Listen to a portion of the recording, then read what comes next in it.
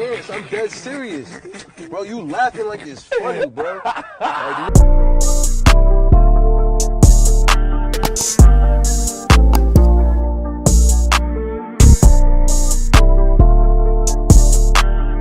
What's going on, G-Dot family? It's your boy G-Dot TZ back with another VZ. Let's go ahead and get into it. Wafizi, it's your boy G-Dot. I already said that. I don't know. I'm hot. Kind of sick, high at the same time. Finna roll up again, finna get to it. Today, we got a Latin king apparently kidnapped a nigga and took him to the strip club. That's why I'm Mexican. You dead ass? Like, I love my Mexicans, don't get me wrong, but that's why I don't mess with y'all on that level, because y'all ass is crazy, bro. I don't even want to get into it with y'all niggas. Y'all probably took him to the strip club, got him drunk, then put him in a ditch. Y'all wild. You know what I'm saying? But let's go ahead and get straight into the video. Don't forget to like, comment, subscribe, hit that notification bell. Also, don't forget to follow me on Instagram, WildBoyG., Twitter, WildBoyG.. Get into it, baby. Man, what's up, everybody? Welcome back to another episode of EOS. It's 1090 Jake, and I'm rocking with y'all, and y'all rocking with me. And for this video, we're gonna be speaking on a Miami Latin king that kidnapped, tortured, and took a man to the strip club. They got Latin kings in Miami? Since when the hell they get Latin kings in Miami when they start doing that shit? Oh, hell no. I gotta tell you, Judge, in the history of kidnappings, this will be the first time someone gets kidnapped and taken to a strip club. I gotta tell you, I've never heard of that before.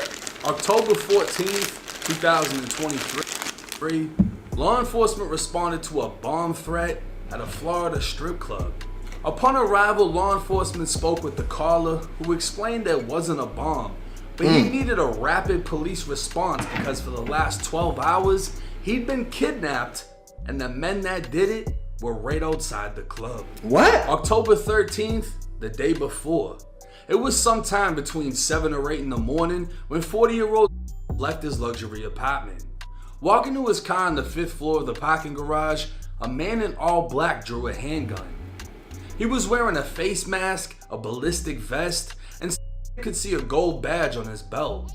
Who he thought was a cop forced him towards a white Dodge Charger with dark tinted windows and a police light.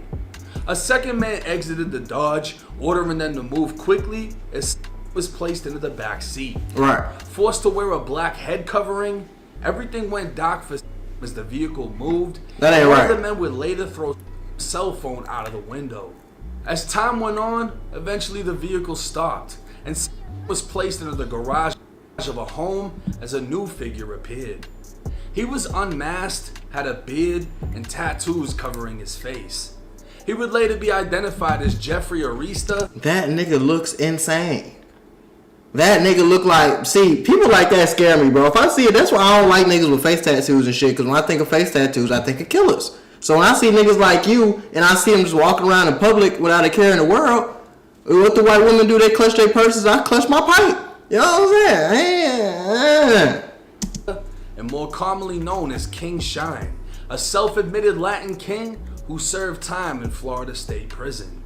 Shine asked the victim to identify himself, implying they had kidnapped the wrong person. This was further confirmed when they removed his wallet and checked his ID. At this point, the kidnappers began asking why his co-worker was driving his vehicle last Thursday and demanded to know where the money was. Apparently, his co-worker at the strip club Booby Trap owed these guys money and let him use his car, which they followed back to his house. So they hatched a plan to dress up like cops, kidnap the co-worker, and get the money back. But unfortunately for they grabbed him instead. The kidnappers were identified as 32-year-old Jeffrey Arista, or Shine, his 29-year-old brother Jonathan, and a 42-year-old man named Raymond Gomez. The three threatened to put an electric drill to his skin as they aimed guns at his head. They forced him into the bathroom, covering his head with 4 to 5 black masks before pouring buckets of water on him in a torture method known as waterboarding. They deprived him of oxygen in a controlled drowning before coming up with a new plan. Giving him a new cell phone, they were able to access his iCloud account and get the co-worker's number. They then forced to call him and make plans to meet. Sometime after 7:30 p.m., Raymond and Shine drove the victim in a black Porsche SUV back to the victim's apartment. Shine and the victim would head inside as Shine was armed with a silver handgun. What? After some time, Shine called. I don't even know what's going on, bro. I thought everybody in Florida was supposed to be cool. What the hell's going on? Y'all talking about y'all putting drills to niggas' heads, waterboarding niggas, trying to do this, what the hell did you even kidnap this nigga for? Do you even know this man? What the hell's going on? All the other two kidnappers telling them to bring drugs over. When they arrived, the victim received a text from his co-worker who said he was at the club. The kidnappers decided they'd bring the victim to the club to lure the co-worker out. Upon arriving, they located the co-worker's vehicle in the parking lot. Overheard two of the kidnappers discuss placing a tracker on the car as one of them exited the Porsche to do it. Afterwards, they ordered to go in the club and the co-worker would enter the club, and for the first time in 12 hours, he was not under the control of 3 armed kidnappers. He'd find the co-worker just like they instructed him to do, but instead of setting his co-worker up, he told him everything, and shortly after they called the police telling them there's a bomb threat, so they'd get to the club as fast as possible. So you brought the nigga that you just kidnapped and tortured to the club, and then expected him just to follow directions and not try to get away? Why would y'all even bring the nigga to the... It's a lot of stuff. I don't know, bro. That's why I say Florida education is real, because y'all Florida niggas is stupid as hell. Like, why would you even think that's a good idea? Why would you even think it's a good idea to bring the nigga that you just kidnapped to the strip club? The booty club? Come on, man. Would arrive just after 2 a.m. and as spoke with an officer, he saw Shine in the distance, appearing to record him with a cell phone.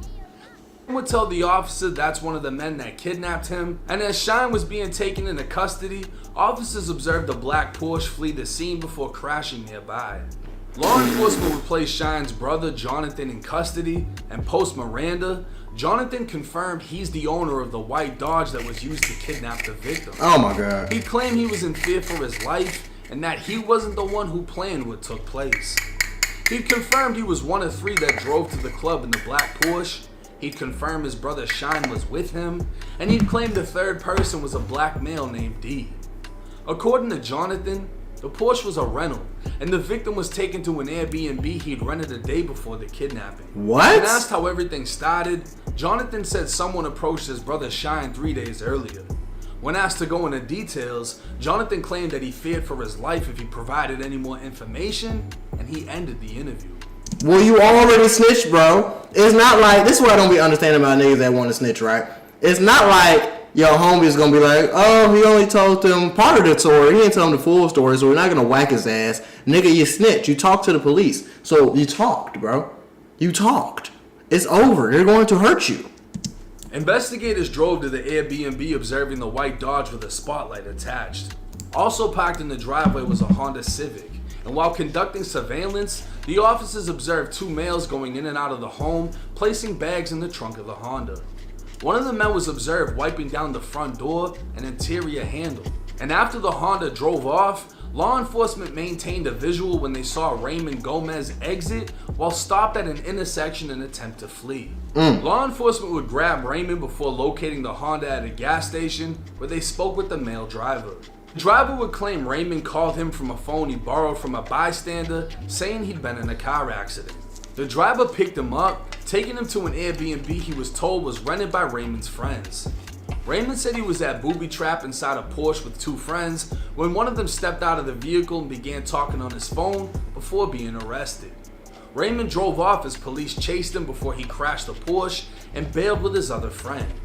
The male told law enforcement he watched Raymond bleach the counters inside of the Airbnb and placing items in garbage bags that he placed in the Honda. Right. Investigators would interview Raymond Gomez, who post Miranda admitted that he, King Shine, and Jonathan kidnapped the victim. He claimed they did it for an unknown person who spoke with King Shine over the phone. What? Raymond claimed he didn't know the person's identity, but told investigators the object was to kidnap the co-worker over him owing money, and in exchange, Raymond expected to be paid. He admitted after they kidnapped the victim, they realized they got the wrong man. Raymond said Shine and his brother were the ones who waterboarded the victim and threatened him with guns, a yellow electric drill. Bro, what is you talking for? My nigga, you're going to jail too. You had knowledge of this and you were there. You are a co-defendant and you were snitching and you talking about, bro, what? Y'all new niggas need some work, bro. You doing all this talking and you pretty much giving the play-by-play and y'all kidnapped the wrong nigga and still tortured him? Crazy. And even tasers. And Raymond would go as far as saying he felt bad for the victim. He drove Shine and the victim to the victim's apartment before driving back to pick up Jonathan, and once all of them relaxed after the failed torture session, they planned to lure the co-worker out of the club. Raymond admitted as soon as law enforcement arrived, he fled, and when he got to the Airbnb, he began removing clothes, drugs, and the drill before his arrest. He confirmed to investigators they'd used 2 firearms in the kidnapping.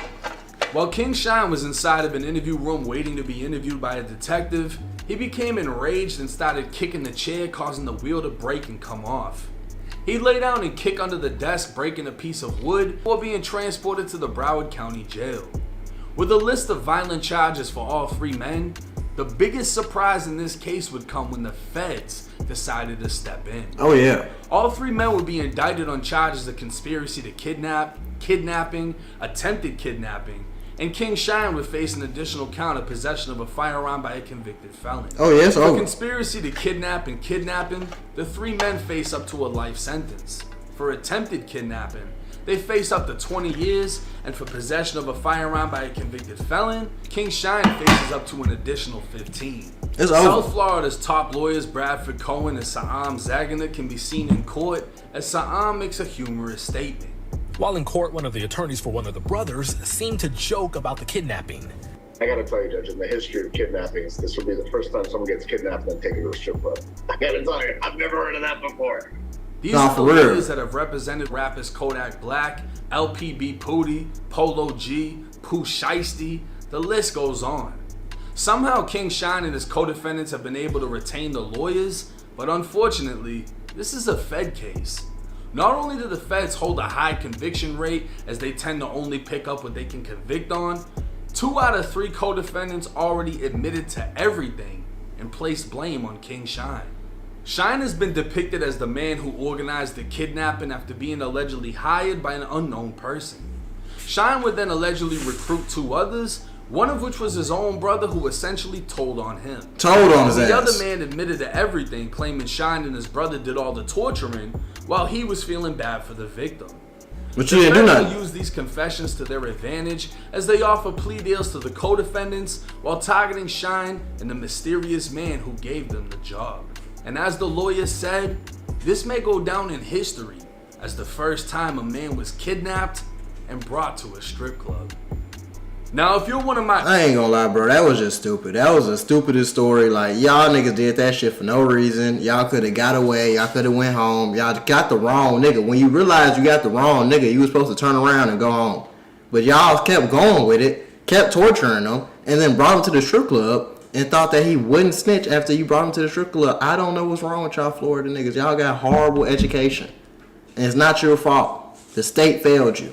That's why they're going to take advantage of your ass in jail and try to rehabilitate your dumb ass, okay? Let the state handle that.